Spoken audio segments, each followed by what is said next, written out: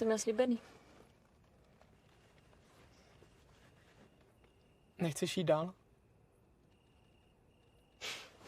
Tak na chvilku.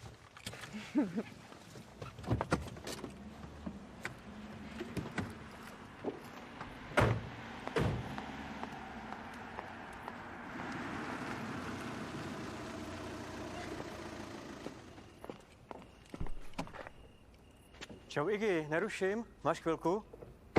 Dobrý večer. Dobrý. No, teď spíš ne. To bude rychlý, kvůli tátovi. Tak si to proberte. Já pojedu. Pa, naschle. Naschledanou. Čau. Jo, ty jsi chtěl jako... Ne, asi. Ne, tak to je v pohodě, tak pojď.